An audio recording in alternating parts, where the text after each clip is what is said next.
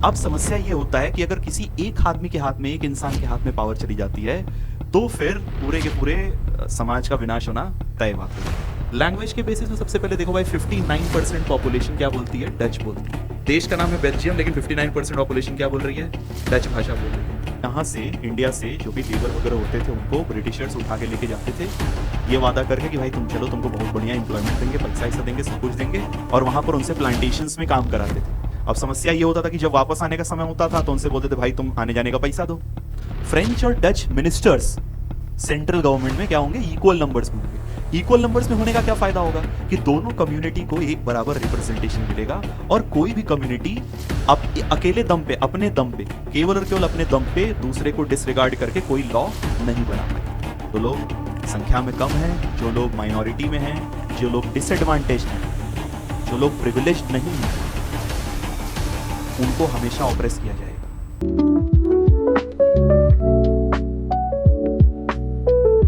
जय हिंद स्टूडेंट्स, आपका फिर से स्वागत है एक बार फिर कॉमेट हब में। और आज हम लोग पढ़ेंगे सिविक्स का चैप्टर 1, पावर शेयरिंग। तो देखो, बहुत इंपॉर्टेंट बात कि किसी भी देश में, किसी भी डेमोक्रेसी में देश को चलाने के लिए कुछ लोगों को कुछ पावर्स दी जाती हैं, ठीक है, कुछ अथॉरिटी दी जाती है। फॉर एग्जाम्पल, हम लोगों के देश में हम लोग एमपीज़ को, एमएलएज को इलेक्ट करते हैं, विधायक और सांसद इन लोगों को इलेक्ट करते हैं। तो ये लोग जब संसद में जाते हैं, फॉर एग्जाम्पल हम लोग एमपीज़ की बात करें, सांसदों की बात करें, तो ये लोग क्या करते हैं भाई, इनका काम होता है नियम कानून बनाना, ठीक है, लॉज बनाना, लेजिस्लेचर इनको कहते हैं, ठीक, ये लोग लेजिस्लेचर का पार्ट होते हैं। तो ये लोग जब कानून बना रहे हैं तो इसका मतलब इनके हाथ में अथॉरिटी दिया गया है कि हाँ भाई, आप देश की जनता को जिस चीज़ की ज़रूरत है, जिस नियम कानून की ज़रूरत है, वो नियम कानून आप बनाएं, ठीक है। अब समस्या ये होता है कि अगर किसी एक आदमी के हाथ में, एक इंसान के हाथ में पावर चली जाती है तो फिर पूरे के पूरे समाज का विनाश होना तय बात हो जाती है, ठीक है। जैसे हम लोग का पड़ोसी देश है, उसमें अभी तक जितने भी प्राइम मिनिस्टर्स रहे हैं वो अपना पूरा का पूरा टर्म कंप्लीट नहीं कर पाए हैं। बीच में ही कुछ ना कुछ उथल पुथल हो जाता है। जनरली उनके यहाँ मिलिट्री कू हो जाता है। मिलिट्री कू में क्या होता है भाई, मिलिट्री उठती है, कहती है कि भाई तुम लोग देश चलाने के लायक नहीं और तुमको हम हटा देंगे। तो जो मिलिट्री का तुम्हारा चीफ होता है वो क्या बन जाता है, देश का प्राइम मिनिस्टर बन जाता है, और उसके पास अनलिमिटेड पावर रहती है। अब अनलिमिटेड पावर रहेगी तो हमेशा उस पावर का मिसयूज होगा, उसका यूज, उसका सही तरीके से इस्तेमाल नहीं होने वाला है, ठीक है। खैर, इसी पे हम लोग चर्चा करेंगे आज। और सबसे पहला, इसमें दो कहानियां बताई हुई हैं, दो देशों की कहानियां हैं। सबसे पहले एक देश है जिसका नाम है बेल्जियम। हाँ, एक देश है जिसका नाम है बेल्जियम और दूसरा देश मिलेगा जिसका नाम है श्रीलंका, ठीक है। तो इन दोनों देशों के बारे में हम लोग बात करेंगे कि भाई इसकी क्या कहानी है। अब कहानी समझने से पहले हम लोग इसका एक डेमोग्राफी देख लेते हैं कि हाँ, बेल्जियम देखो कहाँ मिलेगा तुमको। बेल्जियम अराउंड तुम्हारा सेंट्रल यूरोप वाले रीजन में मिलेगा, और फ्रांस हो गया, लग्जमबर्ग हो गया, ऐसे देश इसके बॉर्डर शेयर करते हैं, ठीक है। इंपॉर्टेंट बात इसमें क्या है, इंपॉर्टेंट बात यहाँ पर यह है कि ये देश जो है, इस देश में भी डिफरेंसेस है। जैसे हम लोगों के यहाँ डिफरेंसेस हैं, अलग अलग हम लोगों के यहाँ जाति के, धर्म के, अलग अलग संप्रदाय के लोग रहते हैं, वैसे ही बेल्जियम में भी कुछ कुछ जो है कि डिसिमिलैरिटीज हैं, ठीक है। जैसे सबसे पहले हम लोग देखते हैं कि भाई लैंग्वेज के बेसिस पे क्या क्या डिफरेंसेस हैं। लैंग्वेज के बेसिस पे सबसे पहले देखो भाई, 59% पॉपुलेशन क्या बोलती है? डच बोलती है, ठीक। देश का नाम है बेल्जियम, लेकिन 59% पॉपुलेशन क्या बोल रही है? डच भाषा बोल रही है, ठीक है। और ये लोग कौन से रीजन में रहते हैं भाई? फ्लेमिश रीजन में रहते हैं, ठीक। मैप में तुम लोग देख पाओगे कि यहां पर जो भी ये वाला पोर्शन है, ग्रीन वाला या येलो वाला पोर्शन जो तुम लोगों को दिख रहा है, वो फ्लेमिश रीजन है। यहाँ पर डच स्पीकिंग लोग मिलेंगे, ठीक है, डच स्पीकर्स मिलेंगे। और जो रेड वाला पोर्शन है वहां पे अपने को मिलेंगे कौन से? फ्रेंच स्पीकिंग, ठीक है। ये भाषा के आधार पर दो अलग अलग ग्रुप्स बन गए, ठीक। अब देखो, कहीं पर भी डाइवर्सिटी अगर होगा, डिफरेंट सोशल ग्रुप्स होंगे, तो वहां पर पावर का शेयर होना बहुत जरूरी है, ठीक है। जैसे हम लोगों के देश में ही इतना ज्यादा डाइवर्सिटी है, हर चीज, मतलब हर 10 किलोमीटर 20 किलोमीटर पे बोली चेंज हो जाती है, ठीक है, कल्चर चेंज हो जाता है। पूजा पाठ करने का तरीका चेंज हो जाता है, ईटिंग हैबिट्स चेंज हो जाती हैं, सब कुछ बदल जाता है। ठीक, तो ये सारे के सारे चेंजेस अगर होंगे और पावर डिफरेंट डिफरेंट कम्युनिटीज में डिफरेंट डिफरेंट सेक्शंस में डिवाइडेड नहीं होगा, तो इसमें होगा क्या कि कोई एक सेक्शन क्या हो जाएगा, बहुत ज़्यादा पावरफुल हो जाएगा और वो बाकी के लोगों को ऑपरेस करने का काम स्टार्ट कर देगा। ठीक है, तो इसी चीज़ से बचने के लिए पावर का शेयर होना बहुत ज़रूरी है। खैर अभी हम लोग उस पर बात करेंगे कि क्यों इंपॉर्टेंट है पावर शेयरिंग, लेकिन पहले यहाँ की बात देख लेते हैं कि यहाँ क्या समस्या चल रहा था। यहाँ देखो भाई क्या हुआ, सबसे पहले दो तरीके के लोग मिले, कौन कौन से, डच स्पीकिंग और फ्रेंच स्पीकिंग, भाषा में दो अंतर यहाँ पे आया। इसके साथ साथ 1% लोग ऐसे भी थे, भाई 1% है तो उनको हम इग्नोर नहीं कर सकते, ठीक है, वो भी हमारे देश का हिस्सा है। 1% लोग क्या थे, जर्मन स्पीकिंग पीपल भी थे, ठीक है, जर्मन भाषा ही बोलते थे। अच्छा, अब क्या होता है कि इसका उल्टा होता है कैपिटल रीजन में। ये है capital of, Brussels is the capital of Belgium. ठीक है, बेल्जियम के बारे में एक और बहुत इंपॉर्टेंट बात है, बहुत मतलब इंटरेस्टिंग बात है कि चॉकलेट दुनिया में सबसे ज़्यादा फेमस अगर कहीं का है तो बेल्जियम का है, बेल्जियन चॉकलेट। ऐसी एक चॉकलेट का फेस्टिवल होता है पूरा, तो उसमें पूरा का पूरा एक म्यूजियम बनाया जाता है entirely of made up of chocolate only. ठीक है, पूरा का पूरा चॉकलेट का ही बना होता है। उसमें जो भी बल्ब लगे हुए होते हैं, जो भी चेयर टेबल जो भी लगा होता है, वो सारा का सारा चॉकलेट का ही होता है। तो उसको पूरा एकदम एग्जीबिशन लगाया जाता है। एग्जीबिशन लगाने के बाद फिर एक दिन ऐसा आता है जब उस पूरे के पूरे म्यूजियम को डिसमेंटल कर दिया जाता है और सारा का सारा चॉकलेट लोगों में बांट दिया जाता है। ठीक है, अब मजे की बात यह है कि चॉकलेट के लिए जो रॉ मटेरियल आता है वो बेल्जियम में नहीं उगाया जाता, ठीक है, वो अफ्रीका से होकर के आ रहा है, ठीक, वो एशिया से होकर के आ रहा है, लेकिन वो पहुंचता कहाँ पे अल्टीमेटली, बेल्जियम में, और फिर वो बेल्जियन चॉकलेट बन करके निकलता है। बेल्जियन वॉफल खाए होगे तुम लोग, तो Belgium is very famous for chocolate. और इसके साथ साथ जो भी लोग ऐसा भी होता है कि हाँ वहाँ पर पब्स वगैरह का बहुत ज़्यादा कल्चर है, तो बहुत सारे पब्स में वहाँ पर क्या हुआ कि जब पीने का जो शराब वगैरह होती है, बियर वगैरह होता है, उसका सप्लाई का दिक्कत होने लगा, तो वहाँ की गवर्नमेंट ने हर पब के लिए बियर की पाइपलाइन बिछवाई है। जैसे हम लोगों के यहाँ पानी का पाइपलाइन होता है, गैस का पाइपलाइन अब होने लगा है, वैसे ही वहाँ पर बियर का पाइपलाइन है। ठीक है, तो ये कुछ इंटरेस्टिंग फैक्ट्स हैं बेल्जियम के बारे में। खैर आगे समझते हैं हम लोग। तो बेल्जियम का कैपिटल है ब्रसेल्स। ब्रसेल्स में उल्टा हो रहा है। ब्रसेल्स में क्या हुआ, 80% लोग फ्रेंच स्पीकिंग है और 20% लोग डच स्पीकिंग है। अब देखो, जो फ्रेंच स्पीकिंग लोग हैं वो रिचर सेक्शन ऑफ सोसाइटी को बिलोंग करते हैं, ठीक है, वो लोग थोड़े अमीर लोग हैं। अब अमीर लोग हैं इसका मतलब उनके पास पावर भी होगा, ठीक है, रिच एंड पावरफुल दोनों हो गए। और जो डच स्पीकिंग लोग हैं वो मेजॉरिटी में तो हैं, लेकिन समस्या ये है कि अब देखना ध्यान से, अगर कैपिटल में रह रहे हैं लोग, कैपिटल में किसी कम्युनिटी का परसेंटेज ज्यादा है, तो इसका मतलब वहां के लोग जनरली क्या है, रिच होंगे, है ना, क्योंकि ज़्यादातर जो भी ट्रेड वगैरह हो रहा है, जो भी जैसे अपने यहाँ ही देख लो, नई दिल्ली देख लो, तो वहाँ पर दुनिया भर का जो है कि लोग आ रहे हैं, टूरिज्म हो रहा है, ट्रेड हो रहा है, सब कुछ हो रहा है, तो वहाँ पर जो कम्युनिटी बहुत ज़्यादा जो है कि डोमिनेट करती है, वो बहुत ज़्यादा रिच होती है इन जनरल। हर जगह ऐसा हो ज़रूरी नहीं, लेकिन हाँ एक जनरल कंसेंसस ऐसा ही बना हुआ है। खैर, तो अब यहाँ समस्या ये हुआ कि भाई पावर कैसे शेयर किया जाए, ठीक है, जिससे कि दोनों या तीनों कम्युनिटीज को कोई नुकसान ना हो, है ना। खैर, इस थॉट को होल्ड पे रखो और हम लोग ऐसा ही एक और एग्जांपल लेंगे, किसका, श्रीलंका का, ठीक है, एक सिमिलर एग्जांपल है श्रीलंका का। अच्छा, अब यहां देखो क्या होता है श्रीलंका में एथनिक डिवीजन है, 1980s के बारे में बात हो रही है, ठीक है। 1980s के टाइम पे यहां पर 3 कैटेगरीज हैं। जैसे हम लोग कैटेगरीज की बात करें तो हाँ, यहां देखो 2 अलग अलग भाषा वाले ग्रुप हैं। कौन कौन, एक सिंगलीज, ठीक है, जो सिंगला भाषा बोलते हैं, और एक तमिल्स। अच्छा, तमिल्स में भी 2 कैटेगरी हो गया, तमिल्स में भी 2 कैटेगरी हुआ। कौन कौन सा, एक है श्रीलंकन तमिल और दूसरे हैं इंडियन तमिल। अच्छा सर, श्रीलंका में इंडियन तमिल कहां से आ गए, ये एक बहुत बड़ी समस्या है। तो देखो भाई, होता क्या था कि पहले ब्रिटिशर्स वगैरह के ज़माने में इंडेंचर्ड लेबरर्स हुआ करते थे, ठीक। इंडेंचर्ड लेबरर्स क्या होते थे? इंडेंचर्ड लेबरर्स किसी को पता हो तो बताओ, कमेंट सेक्शन में बताना। देखो, इंडेंचर्ड लेबरर्स क्या होते थे कि यहां से इंडिया से जो भी लेबर वगैरह होते थे उनको ब्रिटिशर्स उठा के लेके जाते थे, ये वादा करके कि भाई तुम चलो, तुमको बहुत बढ़िया एम्प्लॉयमेंट देंगे, पैसा ऐसा देंगे, सब कुछ देंगे, और तुम्हारा यहाँ से जाने का टिकट वगैरह, जाना और आना टिकट जो है कि फ्री रहेगा। ठीक है।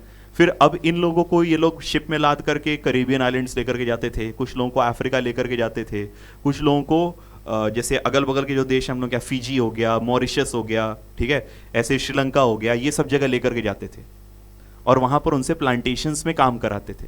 अब समस्या ये होता था कि जब वापस आने का समय होता था तो उनसे बोलते थे भाई तुम आने जाने का पैसा दो।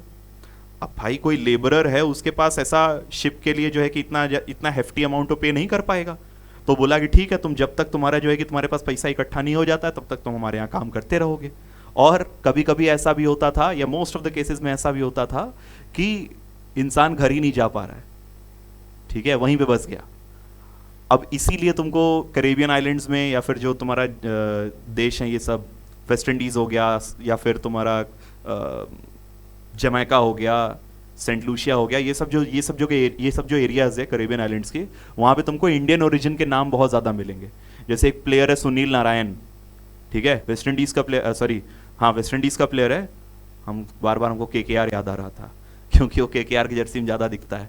खैर, तो सुनील नारायण है, सुनील नारायण का नाम सुनील नारायण पड़ रहा है, क्यों?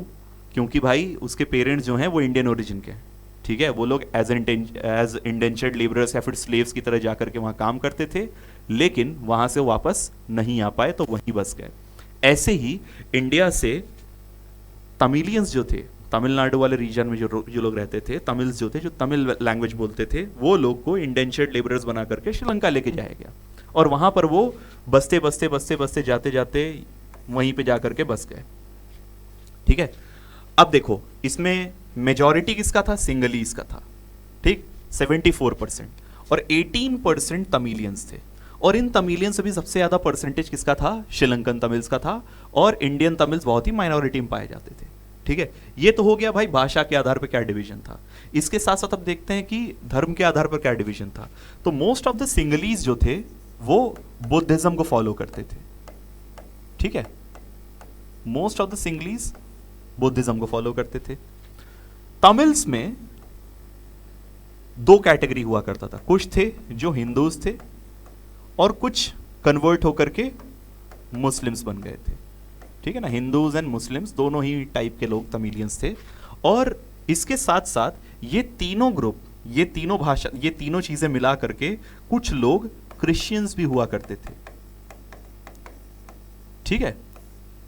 अच्छा, अब देखो समस्या क्या होता है कि भाई डिवीजन ऐसा, तो इससे खतरनाक खतरनाक डिवीजन हम लोग के देश में है, तो हम लोग ये सारे डिवीजन्स पढ़ क्यों रहे हैं?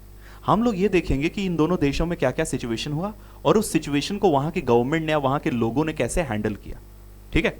तो देखो, सबसे पहले हम लोग श्रीलंका की बात करते हैं। तो श्रीलंका में क्या होता है? श्रीलंका में 1980s के टाइम पे, 70s 80s के टाइम पे एक लॉ पास हुआ। उस लॉ में बोला गया कि now Sinhalese is our official language, ठीक है। अब देखो होता क्या है कि अगर किसी भाषा को ऑफिशियल लैंग्वेज बना दिया जाएगा, इसका मतलब क्या होगा? इसका मतलब कि अब जितने भी ऑफिशियल काम होंगे, जितने भी गवर्नमेंट के काम होंगे या जो भी चीजें होंगी, वो सब किस भाषा में होंगे? सिंगलीज में होंगी, ठीक है। अब इससे होता क्या है कि तमिलियंस को यह फील हुआ कि उनको क्या किया जा रहा है? सोसाइटी से अलग किया जा रहा है, ठीक। और फिर एक बहुत लंबा स्ट्रगल चलता है, और इतना लंबा स्ट्रगल होता है कि वो स्ट्रगल कन्वर्ट हो जाता है सिविल वॉर में। सिविल वॉर समझते हो? जैसे देखें ना कैप्टन अमेरिका सिविल वॉर। तो भाई कैप्टन अमेरिका सिविल वॉर में क्या हो गया कि जब किसी ग्रुप में, जब किसी देश में, जब किसी सोसाइटी में आपस में ही लड़ाई हो जाता है, आपस में ही कम्युनिटीज के बीच में लड़ाई हो जाए, तो उसको हम लोग बोलते हैं सिविल वॉर, ठीक है। बाहर से वॉर नहीं हो रहा है, आपस में ही लड़ाई हो रहा है। तो यहां पर भी श्रीलंका में भी आपस में ही लड़ाई होना चालू हो गया सिंगलीज और तमिलियंस में, जिसकी वजह से ये बहुत प्रोलॉन्ग चलता चला गया। अच्छा, इसी पे बेस्ड हम लोग क्या एक मूवी बनी हुई है, मद्रास कैफे, ठीक है। कभी टाइम मिले तो देखना जरूर, बहुत अच्छी मूवी है। इसमें इंडिया के रोल के बारे में बताया गया है कि हाँ इस सिविल वॉर में इंडिया कैसे जो है कि शांति स्थापित करने के लिए अपने लोगों को भेजा था, लेकिन खैर उसका इम्पैक्ट उल्टा ही पड़ गया। उसका इम्पैक्ट उल्टा क्या पड़ा कि वहाँ एक ऑर्गेनाइजेशन हुआ करता था जिसको लिट्टे बोलते थे, LETTE। ये जो ऑर्गेनाइजेशन था ये तमिलियंस का ऑर्गेनाइजेशन था, और ये लोग आर्म्ड स्ट्रगल के बदौलत यहाँ पर जो भी तमिल लैंग्वेज है उसको ये लोग स्थापित करना चाहते थे, या फिर उसको भी ऑफिशियल लैंग्वेज बनाना चाहते थे। ये उनकी कुछ डिमांड्स थी, और वही ऑर्गेनाइजेशन ने क्या किया कि हम लोगों के यहाँ एक बॉम्ब ब्लास्ट करवाया जिसमें हम लोगों के former prime minister Rajiv Gandhi मारे गए। ठीक है, तो बहुत पुरानी कहानी है, और उसके साथ साथ इंडिया भी बहुत ज़्यादा इससे जुड़ा हुआ है।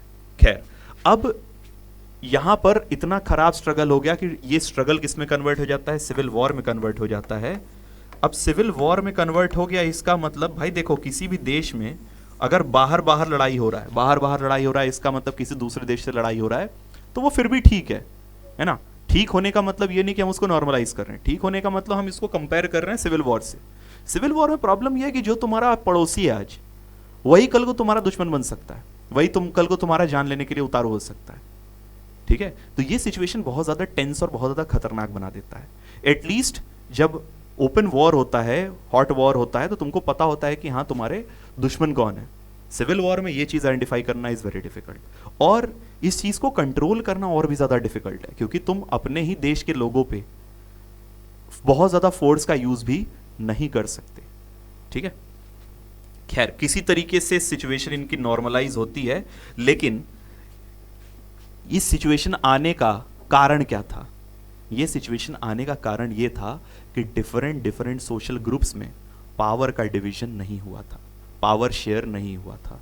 और अगर पावर शेयर नहीं हो रहा है तो इसका मतलब वही फिर से बात आ जाएगी, कोई एक बंदे के हाथ में पावर आ गया, एक सेक्शन ऑफ सोसाइटी के हाथ में पावर आ गया, तो वो उस चीज का हमेशा हमेशा हमेशा मिसयूज ही करेगा।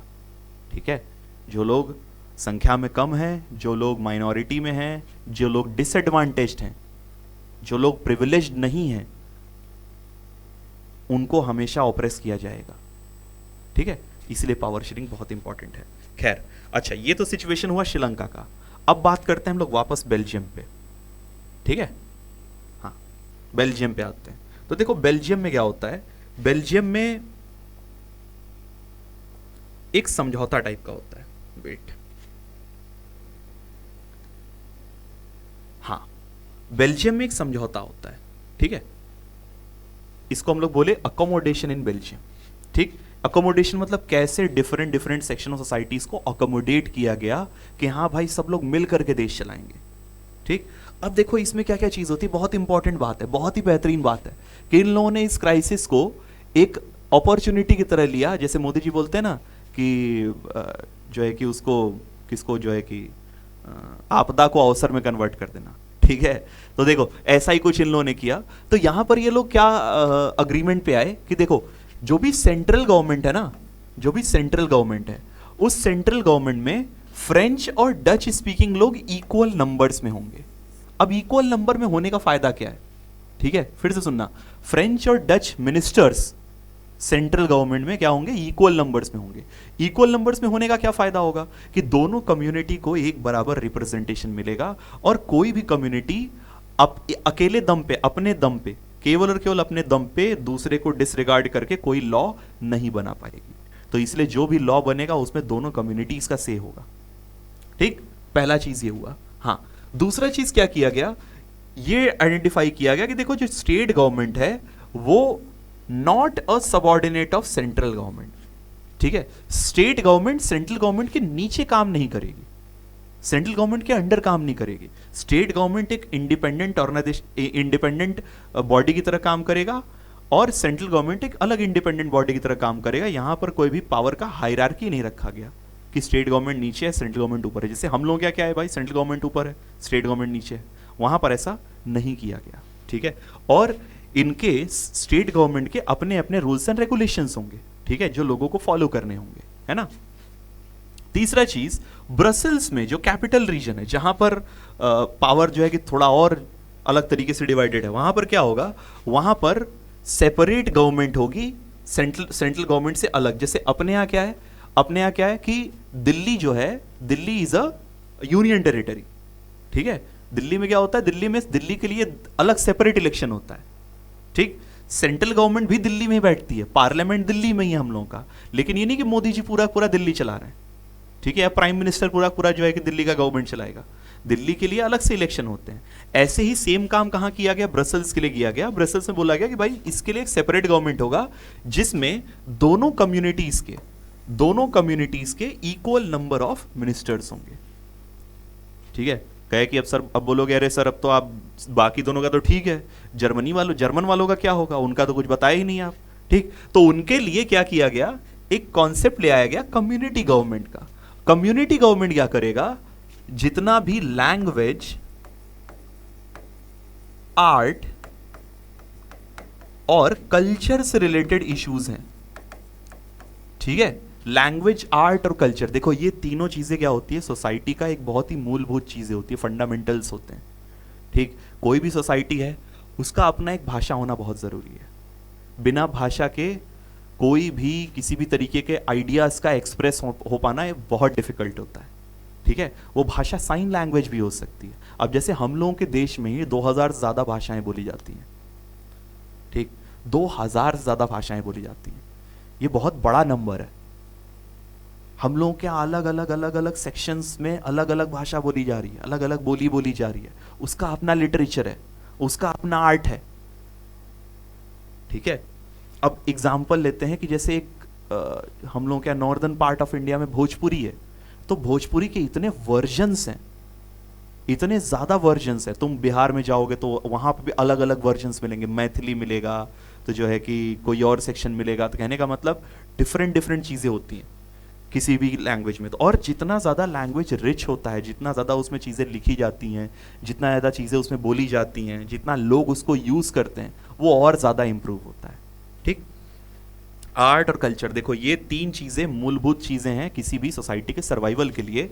तो इसीलिए बेल्जियन गवर्नमेंट ने ये डिसाइड किया कि हम लोग एक कम्युनिटी गवर्नमेंट बनाएंगे, और इस कम्युनिटी गवर्नमेंट में क्या चीज होगा कि हर कम्युनिटी अपने अपने लैंग्वेज, आर्ट और कल्चर को प्रिजर्व करने के लिए, प्रोटेक्ट करने के लिए और प्रोपोगेट करने के लिए जो जो चीज करना चाहता है वो यहां पर कर सकता है, वो रूल्स एंड रेगुलेशन बना सकता है।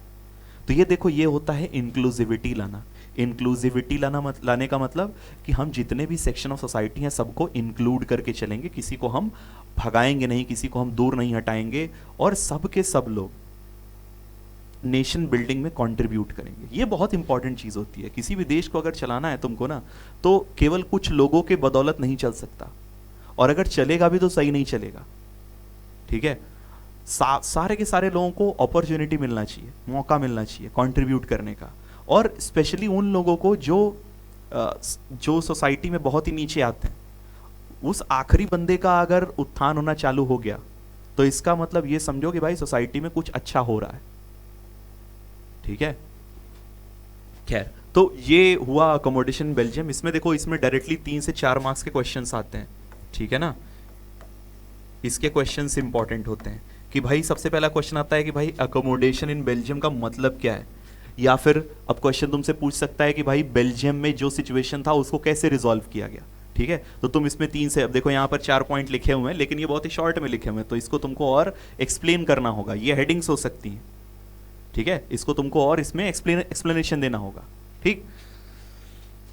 हम बार बार बता रहे हैं भाई कि जब भी तुम सोशल साइंस में पेपर लिखोगे तो वहां पर तुम कथा कहानी नहीं लिखोगे, ठीक है। अब देखो, इसके बाद हम लोग बात करेंगे कि किसी भी सोसाइटी में पावर शेयरिंग क्यों जरूरी है, why power sharing is important.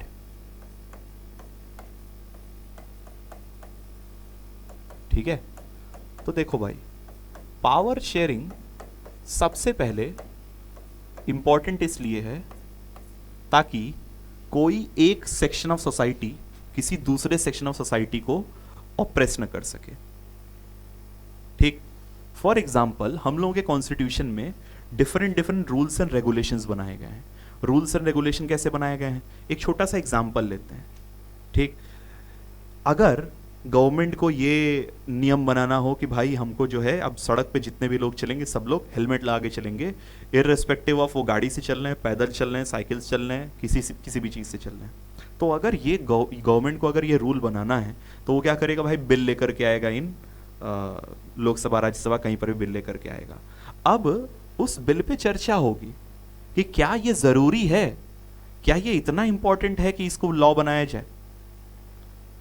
अगर है तब तो ठीक है, और अगर नहीं है तो वहां पर उसको रिजेक्ट भी किया जा सकता है।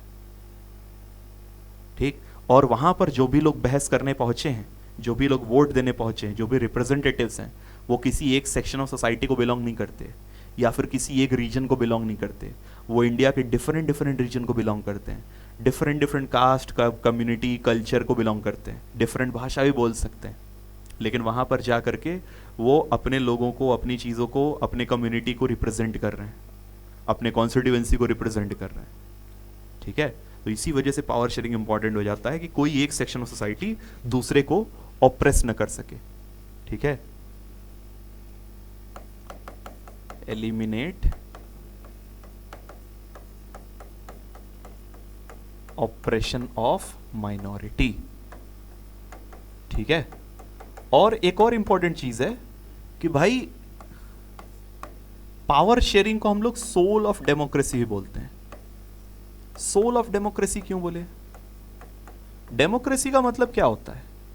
डेमोक्रेसी का मतलब होता है एक ऐसा फॉर्म ऑफ गवर्नमेंट जो लोगों से ही बना हुआ है, लोगों के लिए काम करता है, और लोगों में से ही उनको चुना जाता है, लीडर्स को चुना जाता है।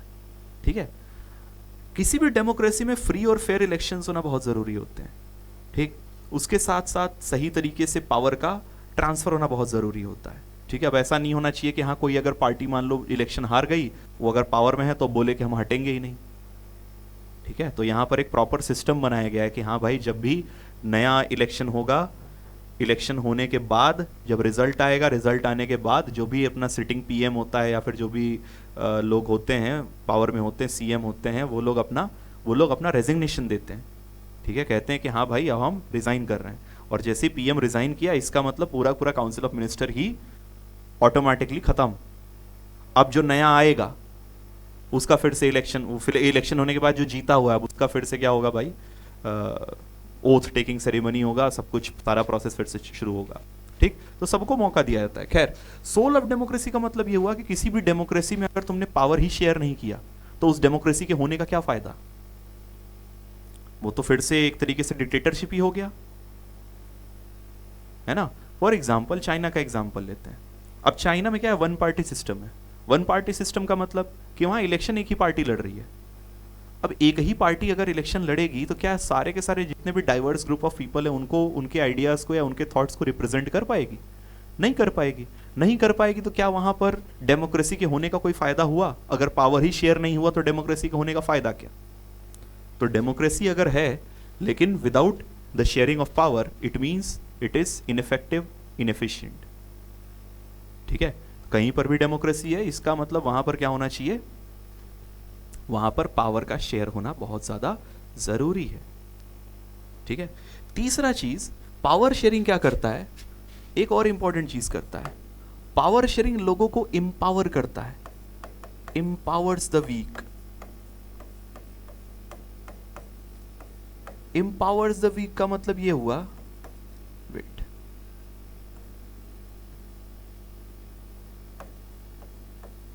ऐसा इंसान जो कमजोर है, किसी भी तरीके से कमजोर हो सकता है कि उसके पास पावर नहीं है, उसके पास पैसा नहीं है, जो भी चीज नहीं है, तो पावर शेयरिंग उस आदमी को एम्पावर किया कि भाई तुम भी लड़ सकते हो, तुम भी जीत सकते हो, तुम्हारे पास भी ऑप्शन है। हम वही बात कर रहे थे कि कोई भी लॉ, कोई भी रूल बन रहा है, कुछ भी बन रहा है पार्लियामेंट में, तो उसके लिए रिस्पॉन्सिबल कौन है? उसके लिए रिस्पॉन्सिबल है वहां पे जो लोग बैठे हुए हैं। ठीक है, जो रिप्रेजेंटेटिव्स हैं, और ये representatives different different section of society में से चुन करके आ रहे हैं। तो इसलिए जो अब ये वैसे वहां के मुद्दे भी उठा सकते हैं, लोकल मुद्दे भी उठा सकते हैं कि हाँ भाई हमारे इस पर्टिकुलर एरिया में ये चीजें हो रही हैं जो नहीं होनी चाहिए। ठीक, अब जैसे मान लो कि कोई बिहार का जो है कि नेता है, वो आज जाकर के बोल रहा है कि भाई हम लोगों के यहाँ एजुकेशन सिस्टम बहुत खराब है। ठीक है, हम स्टूडेंट्स को सही तरीके से एजुकेट नहीं कर पा रहे हैं। ठीक, तो इसके लिए कुछ ना कुछ कड़े कदम उठाया जाए, कुछ नियम कानून बनाया जाए, है ना। अब जैसे इसी में एक बहुत इंपॉर्टेंट जजमेंट, एक बहुत इंपॉर्टेंट एक्ट पास हुआ था बहुत पहले, जिसको राइट टू इन्फॉर्मेशन एक्ट बोला जाता है। तो राइट टू इन्फॉर्मेशन एक्ट बोला कि भाई तुम किसी भी गवर्नमेंट सर्विस में जा करके, जो कि क्लासिफाइड नहीं है, ठीक है, जो जिसमें देश को खतरा हो या ऐसा चीज़, ऐसा चीज़ ना हो, इसके अलावा तुम कोई भी इंफॉर्मेशन किसी भी गवर्नमेंट ऑफिस से मांग सकते हो। अब ये क्या है, 10 रुपए का केवल एक चार्ज लगेगा, और एक जो है कि सादे कागज पे तुमको केवल और केवल एप्लीकेशन लिखना है। अब देखो ये कितनी बड़ी चीज है, ठीक है। इसको न जाने कितने स्कैम्स को उजागर करने में, न जाने कितने लोगों की जानों को बचाने में, उनका पैसा बचाने में, रिसोर्सेज को बचाने में, और क्या क्या चीजें अनकवर करने में जो है कि यूज किया जाता है, ठीक है। और ये बहुत बड़ा टूल है लोगों के लिए अपनी गवर्नमेंट से सवाल पूछने का, ठीक है। तो ऐसे ही गवर्नमेंट का पावर शेयरिंग का मेन पर्पस, एक और पर्पस क्या हो गया, ये जो भी कमजोर लोग हैं उनको एम्पावर करता है, ठीक है, उनको हौसला देता है, उनको ताकत देता है, उनको आगे बढ़ने के लिए प्रेरित करता है, ठीक है। खैर, इसके बाद हम बात करते हैं अब पावर शेयरिंग होता कैसे। अच्छा, पावर शेयरिंग करने के लिए, पावर शेयरिंग कई तरीके से किया जा सकता है। आ जाओ डिस्कस करते हैं, हम लोग इस पे बात करते हैं। पावर का हॉरिजॉन्टल शेयरिंग भी होता है, और पावर को हम लोग, पावर का वर्टिकल शेयरिंग भी होता है, ठीक है। हॉरिजॉन्टल शेयरिंग में 3 लेवल्स बनाए गए, ठीक है। कौन कौन से लेवल्स बनाए गए? लेजिस्लेटिव, एग्जीक्यूटिव, जुडिशियरी, ठीक। लेजिस्लेटिव, एग्जीक्यूटिव एंड जुडिशियरी, या लेजिस्लेचर बोलेंगे इसको, या लेजिस्लेटिव भी चलेगा। Legislative,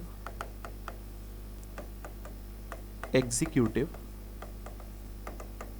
and judiciary. क्या अंतर है तीनों में सर? और इसको हॉरिजॉन्टल शेयरिंग क्यों बोला गया? हॉरिजॉन्टल शेयरिंग क्यों बोला गया? देखो यहां पर इन 3 सेक्शंस में पावर को डिवाइड किया गया, ठीक है। और यहां पर कोई हायरार्की फॉलो नहीं हो रहा है। हायरार्की फॉलो होने का मतलब कोई ऊपर या कोई नीचे नहीं है, सब एक लेवल पे है, ठीक है। अब यहां पर क्या किया गया कि लेजिस्लेटिव में केवल और केवल उनको रखा गया जिन लोगों को कानून बनाने से मतलब है, ठीक है, इनको कानून बनाना है। यहां पर क्या होते हैं? लॉज आर मेड, लॉवाज हो गया, कोई बात नहीं, लॉज आर मेड हियर, ठीक है। यहां पर कानून बनेगा। अच्छा, कानून बन जाए तो क्या काम चल सकता है हम लोगों का? केवल कानून बनने से, केवल कानून बनना सफिशिएंट नहीं होता है भाई, उसको फॉलो भी कराना होता है ना। कि जैसे हम कानून बना दिए कि हाँ भैया कोई किसी को गाली नहीं देगा, ठीक। अब कानून बनाने से थोड़ा ना होता है कि अब उसको इन्फोर्स भी कराना होता है कि हाँ भाई तुम कैसे गाली दिए इस आदमी को, तुमको नहीं देना है गाली, ठीक है। तो जो लोग इन लॉज को इन्फोर्स कराते हैं, इन्फोर्स कराने का मतलब जो लोग लॉज को एग्जीक्यूट कराते हैं, उनको हम लोग बोलते हैं एग्जीक्यूटिव का पार्ट, ठीक है। ये लोग क्या करेंगे? लॉज को एग्जीक्यूट कराएंगे। और अगर कोई लॉ को फॉलो नहीं कर रहा है तो उसके क्राइम के अकॉर्डिंग, तो ये आइडेंटिफाई करना कि क्या वो गिल्टी है कि नहीं है, और उसके क्राइम के अकॉर्डिंग पनिश करने का काम किसका होता है? जुडिशरी का होता है। क्राइम के अकॉर्डिंग पनिशमेंट होना चाहिए, ठीक। ये नहीं कि तुम चोरी करके आए हो तुम्हारा गला काट देते हैं, इसका कोई सेंस नहीं बनता, ठीक है। तो जैसा क्राइम होगा वैसा पनिशमेंट होना चाहिए, ठीक।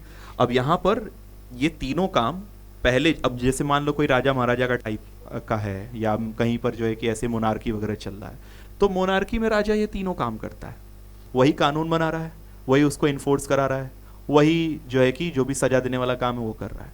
अब इससे समस्या क्या होता है? समस्या ये होता है कि अगर राजा ही गलती करे तो उसको सजा कौन देगा, ठीक है, वो किसको आंसरेबल है, वो किसको अकाउंटेबल है। इसी वजह से पावर को 3 अलग अलग हिस्सों में डिवाइड किया जाता है, लेजिस्लेटिव, एग्जीक्यूटिव एंड जुडिशरी। इसमें एक और बहुत इंपॉर्टेंट कॉन्सेप्ट है कि भाई ये कॉन्सेप्ट आया कहाँ से, याद करो French revolution, class 9th। French revolution में जो ये लोग थे, जॉन लॉक थे, तो द स्पिरिट ऑफ लॉ एक नाम का एक किताब लिखे हुए थे, तो उसमें जो है कि बताए थे कि यार पावर को ऐसे 3 हिस्सों में डिवाइड करना बहुत ज़रूरी होता है, ठीक है। और ये चीज़ हम लोग अपने कॉन्स्टिट्यूशन में फ्रेंच रिवॉल्यूशन या फ्रेंच कॉन्स्टिट्यूशन से ही इनकलकेट किए हैं, ठीक। तो ये हो गया हॉरिजॉन्टल शेयरिंग ऑफ पावर। यहाँ पर क्या हो रहा है, यहाँ पर पावर को हॉरिजॉन्टली शेयर किया जा रहा है, लेजिस्लेटिव, एग्जीक्यूटिव एंड जुडिशरी में। लेजिस्लेटिव का क्या काम होता है, लॉज बनाना काम होता है, ऐसे ही लॉज बनाना जिसको देश की ज़रूरत हो, जिसको देश की ज़रूरत नहीं है वो लॉज बनाने का कोई सेंस नहीं बनता है, ठीक है। दूसरा होते हैं एग्जीक्यूटिव। अच्छा, इसमें कौन लोग आते हैं, लेजिस्लेटिव में कौन कौन लोग आते हैं, जितने भी हम लोगों के देश में एमपीज़ हैं, एमएलएज हैं, ये सारे के सारे लोग किसका पार्ट हो गए, लेजिस्लेटिव का पार्ट हो गए।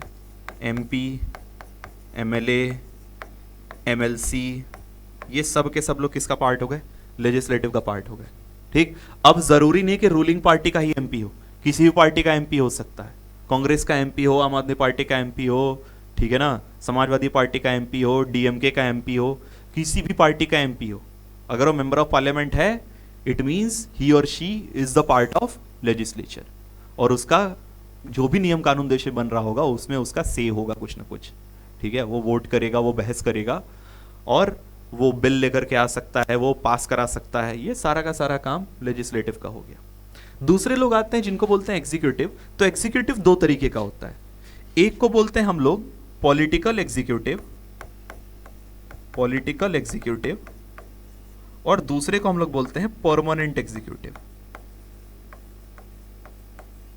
ठीक है। Political executive and permanent executive, क्या डिफरेंस होता है भाई इन दोनों में। देखो, पॉलिटिकल एग्जीक्यूटिव जैसे हम लोगों के जितने भी मिनिस्टर्स होते हैं, ठीक है, जितने भी मंत्री होते हैं, ध्यान देना, नेता और मंत्री दोनों अलग अलग चीजें हैं, ठीक। नेता भैया कोई भी बन सकता है, जैसे हम बोले कि हाँ हम यहाँ के इस इलाके के नेता हैं, ठीक है, तो इसका मतलब क्या हो गया, हम नेता हो गए भाई, हमारे लोग बात सुनते हैं, हम लोगों की बात सुनते हैं, हम लोगों के मुद्दों के लिए आवाज उठाते हैं, ठीक है, तो हम नेता हो गए। लेकिन जब हम मिनिस्टर बनते हैं, जब हम मंत्री बनते हैं, तो इसका मतलब हमको एक मंत्रालय मिलता है, एक मिनिस्ट्री मिलता है। अब उस मिनिस्ट्री के अंडर जो भी काम है वो सारा का सारा काम मेरी जिम्मेदारी है। फॉर एग्जाम्पल, देश का जैसे डिफेंस मिनिस्टर है, तो डिफेंस मिनिस्टर इस टाइम पे श्री राजनाथ सिंह जी हैं, तो उनका क्या काम है भाई, उनका काम है कि देश में डिफेंस से रिलेटेड जो भी इश्यूज हैं उनको रिजॉल्व करना, हमारे देश की सुरक्षा को और ज़्यादा इम्प्रूव करना, ठीक है। अच्छा, तो जो मिनिस्टर्स होंगे वो किसका पार्ट होंगे, पॉलिटिकल एग्जीक्यूटिव का पार्ट होंगे। पॉलिटिकल एग्जीक्यूटिव चेंज होता रहता है, जैसे जैसे इलेक्शन होगा वैसे वैसे पॉलिटिकल एग्जीक्यूटिव चेंज हो सकता है, या फिर उनके कार्यकाल के बीच में भी उनको चेंज किया जा सकता है, ठीक है। इनका काम परमानेंटली नहीं होता है ना। वो इलेक्शन जीतेंगे, अगर उनको कोई मिनिस्ट्री मिलेगा, मिनिस्टर बनाया जाएगा, तो इसका मतलब वो पॉलिटिकल एग्जीक्यूटिव का पार्ट होंगे, और पॉलिटिकल एग्जीक्यूटिव को हमेशा ऊपर रखा जाता है इन एग्जीक्यूटिव, ठीक है। दूसरे टाइप के लोग होते हैं जिनको बोलते हैं परमानेंट एग्जीक्यूटिव। परमानेंट एग्जीक्यूटिव कौन लोग होते हैं भाई, जितने भी गवर्नमेंट ऑफिशियल्स हैं, ये सब के सब लोग परमानेंट एग्जीक्यूटिव का पार्ट हो गए, ठीक है। स्पेशली जो आईएएस और आईपीएस ऑफिसर्स होते हैं, आईएएस, आईपीएस, पीसीएस, ये सब ऑफिसर्स होते हैं, ये सारे के सारे लोग परमानेंट एग्जीक्यूटिव का पार्ट होते हैं। तो इन लोगों का काम होता है जो भी नियम कानून बना हुआ है उसको देश में इन्फोर्स कराना, लागू कराना, ठीक। अब एग्जाम्पल एक छोटा सा लेते हैं कि जैसे अब लागू कराया, बोला गया कि भाई जो भी तुम्हारा 18 साल से कम के बच्चे हैं वो जो है कि किसी भी जगह काम नहीं कर सकते, फैक्ट्रीज में या फिर कहीं पर भी काम नहीं कर सकते, हजार्डस काम नहीं कर सकते। तो अब ये लॉ बन गया, इस लॉ को इन्फोर्स कराने का काम जो भी लेबर ऑफिसर्स होंगे, ठीक है ना, जो भी लेबर कमीशन होगा या लेबर जो है कि डिपार्टमेंट होगा, उसके जो ऑफिसर्स होंगे, ऑफिसर इंचार्ज होंगे, उनका जिम्मेदारी होगा कि ये इस लॉ को इन्फोर्स कराया जाए कि हाँ कहीं पर भी छोटे बच्चे काम करते हुए न दिखें, ठीक है। और ये परमानेंट एग्जीक्यूटिव हमेशा कहाँ आते हैं, पॉलिटिकल एग्जीक्यूटिव के नीचे रहते हैं, इनके अंडर काम करते हैं। क्यों ऐसा होता है भाई, ऐसा इसलिए होता है क्योंकि पॉलिटिकल एग्जीक्यूटिव हमेशा लोग चुन करके भेजते हैं। तो अब अगर हम पूरा का पूरा चीज ऐसे लोगों को दे देंगे जो जीवन भर वहीं रहने वाले हैं, तो फिर से पावर शेयर करने का कोई मतलब नहीं रह जाएगा। तो इसलिए पॉलिटिकल एग्जीक्यूटिव को ज़्यादा जो है कि पावर रहता है, और उसके अंडर में परमानेंट एग्जीक्यूटिव काम कर रहे होते हैं। ठीक है, अच्छा, फिर इसके बाद हम लोग आते हैं जुडिशरी पे, जो पनिशमेंट देने का काम करता है। अब इसमें हम लोग क्या आते हैं भाई, different different courts. Different different courts में देखो जैसे कौन कौन होता है, सबसे ऊपर यहाँ पर आएगा सुप्रीम कोर्ट, इसके नीचे हाई कोर्ट्स होते हैं, और फिर उसके नीचे होते हैं डिस्ट्रिक्ट कोर्ट्स। ठीक, सुप्रीम कोर्ट एक ही है पूरे के पूरे देश में, दिल्ली में है, नई दिल्ली में। हाई कोर्ट्स डिफरेंट डिफरेंट होते हैं भाई, अलग अलग स्टेट में अलग अलग हो सकते हैं कि बहुत बड़ा स्टेट है तो उसमें मल्टीपल हाई कोर्ट्स भी हो सकते हैं, जैसे यूपी में मल्टीपल हाई कोर्ट्स हैं, इलाहाबाद में भी है और लखनऊ में भी हैं। ठीक है, और इसके अलावा हर डिस्ट्रिक्ट के लिए अपना अपना डिस्ट्रिक्ट कोर्ट होगा। ठीक, तो यहाँ पर ये सब जो भी लोगों के मुद्दे होंगे, समस्याएं होंगी, उनको रिड्रेस करने का काम किया जाता है। ठीक है, तो ये हो गया हॉरिजॉन्टल डिवीजन ऑफ पावर। ठीक है, अब बात करते हैं किसका, वर्टिकल डिवीजन ऑफ पावर का बात करते हैं। ठीक, वर्टिकल डिवीजन ऑफ पावर में देखो क्या हो रहा है।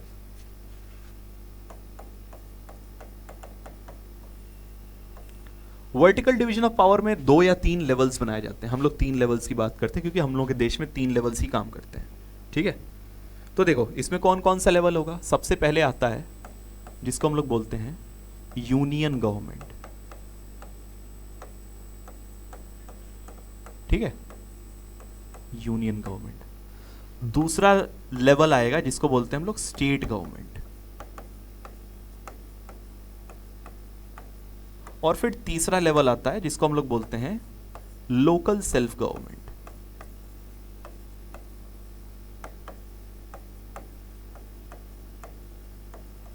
देखो भाई, यूनियन गवर्नमेंट क्या होता है कि हाँ, कुछ चीजें और डिस्कस करनी थी इसमें।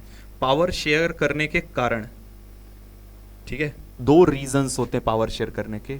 एक को बोलते हैं हम लोग प्रूडेंशियल रीजन, और एक को हम लोग बोलते हैं मोरल रीजन। ठीक है, पहले इसको कवर कर लेते हैं फिर यहां पे आते हैं।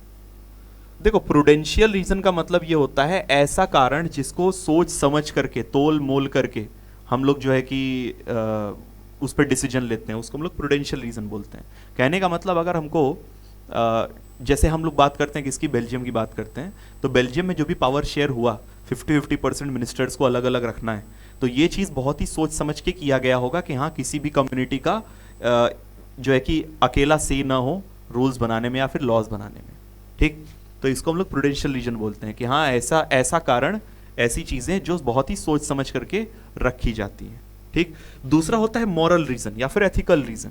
मॉरल रीजन मतलब कि हमारा जो जिम्मेदारी बनता है एज ह्यूमंस, ये भी एक कारण है कि हमको पावर को शेयर करके रखना चाहिए।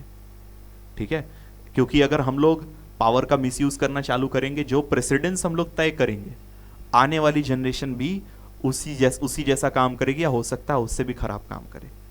ठीक है, उसमें हमेशा चीज़ें मल्टीप्लाई ही होती हैं। फॉर एग्जाम्पल, हम अगर अच्छा काम कर रहे हैं तो भाई हमारी आने वाली जनरेशन का भी हम लोग यही सिखाएंगे, यही एग्जाम्पल्स देंगे, क्योंकि हम लोग इतिहास से ही सीखते हैं। ठीक है, तो हम लोग अगर मोरालिटी के साथ सही तरीके से काम करेंगे, तो पावर को शेयर करेंगे, तो आगे आने वाली जनरेशन भी इस चीज़ को याद रखेगी और हम लोगों के देश का विकास होगा। ठीक है, तो ये 2 कारण होते हैं पावर को शेयर करने के। खैर, वापस आते हैं अब हम लोग अपने यूनियन गवर्नमेंट और स्टेट गवर्नमेंट और लोकल सेल्फ गवर्नमेंट पे, ये तीनों पे आते हैं। तो ये तीनों की अगर हम लोग बात करें तो भाई जैसे यूनियन गवर्नमेंट है, ठीक है, तो यूनियन गवर्नमेंट को ही हम लोग सेंट्रल गवर्नमेंट ही बोलते हैं, है ना। अब ये देश में पूरा पूरा एक ही है।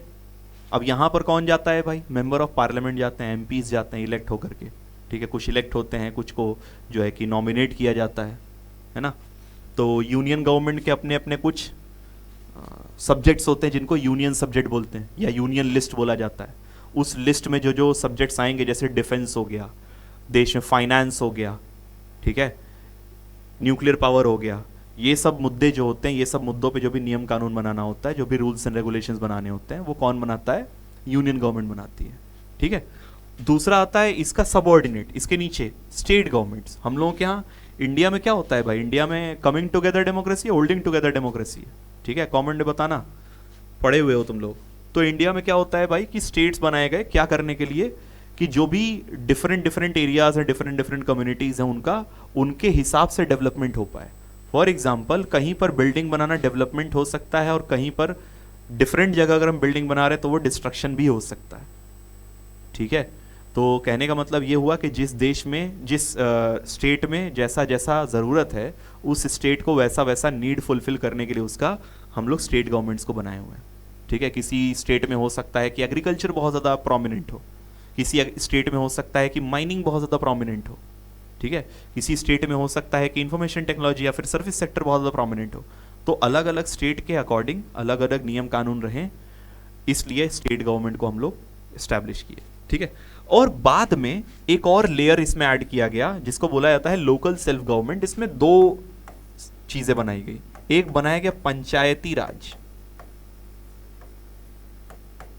ठीक है, और एक बनाया गया municipal commission.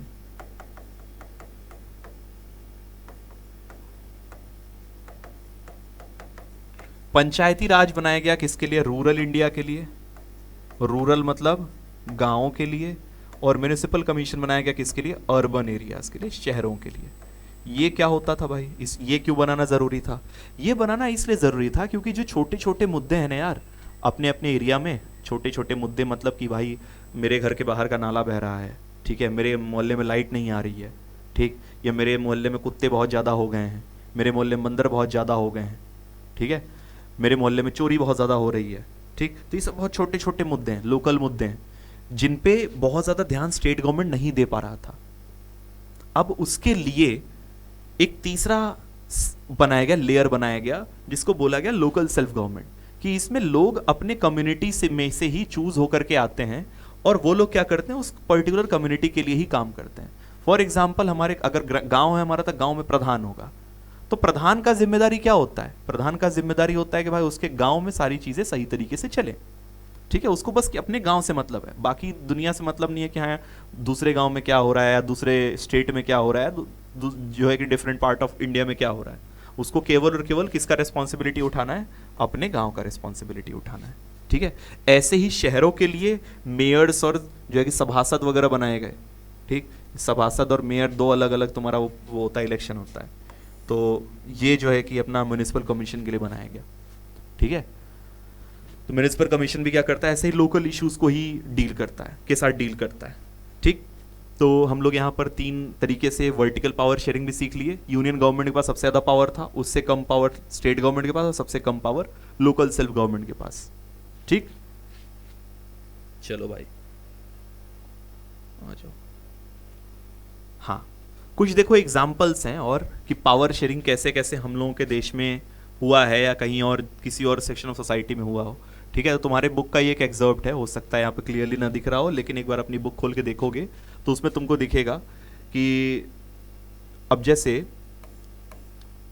Bombay high court ने एक डिसीजन दिया, ने एक ऑर्डर दिया था, ऑर्डर पास किया था महाराष्ट्र की स्टेट गवर्नमेंट को कि भाई जल्दी से जल्दी 2000 से ज़्यादा बच्चों का जो है कि 7 चिल्ड्रन होम थे मुंबई में, वहाँ की लिविंग कंडीशंस बहुत पुअर थी, ठीक।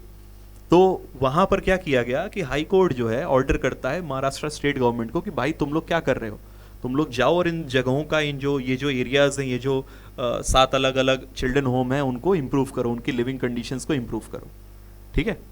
दूसरा चीज़ ऐसा ही एक एग्जाम्पल है कनाडा में, ठीक है ना, गवर्नमेंट ऑफ ओंटारियो। कनाडा में क्या है भाई, डिफरेंट डिफरेंट स्टेट्स हैं, तो डिफरेंट डिफरेंट स्टेट्स हैं मतलब वहाँ पे अलग अलग गवर्नमेंट भी है यहाँ पे। तो स्टेट गवर्नमेंट है ओंटारियो का, वो क्या करता है भाई, अग्री किया लैंड क्लेम सेटलमेंट जो भी एबोरिजिनल कम्युनिटी थे। एबोरिजिनल कम्युनिटी कौन सी होती है? जो वहाँ पर बहुत ही पुराने समय से रहते आ रही हैं, ठीक है, उनके साथ एक लैंड क्लेम सेटलमेंट किया गया।